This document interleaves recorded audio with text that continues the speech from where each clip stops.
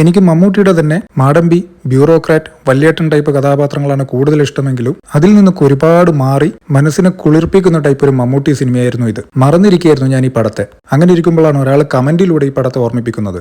ഒരു typical hero villain കോൺഫ്ലിക്റ്റിലൂടെ അല്ലാതെ ഒരു സിനിമ എൻഗേജിംഗ് ആയി കൊണ്ടുപോവുക, അത് കാണുന്ന പ്രേക്ഷകനെ രസിപ്പിച്ച് പിടിച്ചിരുത്തുക, ഇതൊക്കെ അത്യാവശ്യം ബുദ്ധിമുട്ടുള്ള കാര്യങ്ങളാണ്. എന്നാൽ ഈ സിനിമ ആ കാര്യത്തിൽ 100% സക്സീഡ് ചെയ്തിട്ടുമുണ്ട്. ഞാൻ മനസ്സിലാക്കിയെടുത്തോളം ഒരു സിനിമയിലൂടെ ആളുകളെ ത്രസിപ്പിക്കാനും ത്രില്ലടിപ്പിക്കാനും എളുപ്പമാണ്. അതിപ്പോ സിനിമയിൽ ഏതെങ്കിലും ഒരിടത്ത് താരമൂല്യമുള്ള ഒരാളെ ക്യാമിയോയിൽ കൊണ്ടുവരിക, വില്ലൻ ഒരുപാട് കയറി മേഞ്ഞതിനു ശേഷം നായകൻ ഒരു പോയിന്റിൽ വെച്ചിട്ട് തിരിച്ചടിക്കുക, ഒരു ഘട്ടത്തിൽ നമ്മൾ ഒട്ടും പ്രതീക്ഷിക്കാത്ത പോലുള്ള ട്വിസ്റ്റ് നൽകുക, ഇതുപോലുള്ള സംഗതികൾ വെച്ച് ഒരു സിനിമയ്ക്ക് നമ്മളെ ത്രസിപ്പിക്കാൻ കഴിയും. എന്നാൽ കയ്യിൽ ഇതൊന്നുമില്ലാതെ നമ്മളെ പിടിച്ചിരുത്താൻ കഴിയുന്ന അധിക സിനിമകളൊന്നുമില്ല. അതായിരുന്നു ഈ ഒരു ജയരാജ് മാജിക്. പിന്നെ മമ്മൂട്ടിയെ പറ്റി പറയണ്ടല്ലോ, ഒരു മെത്തേഡ് ആക്ടർ അതിന്റെ 100% ഗുണം ചെയ്യുന്ന സന്ദർഭങ്ങളാണ് ഇതൊക്കെ. ഒച്ചത്തിൽ സംസാരിക്കുന്ന ശീലമുള്ള ഒരു ഇടുക്കിക്കാരനായും പുള്ളി മൊത്തത്തിൽ തകർക്കുകയായിരുന്നു ഈ സിനിമയിൽ. അതെന്താ?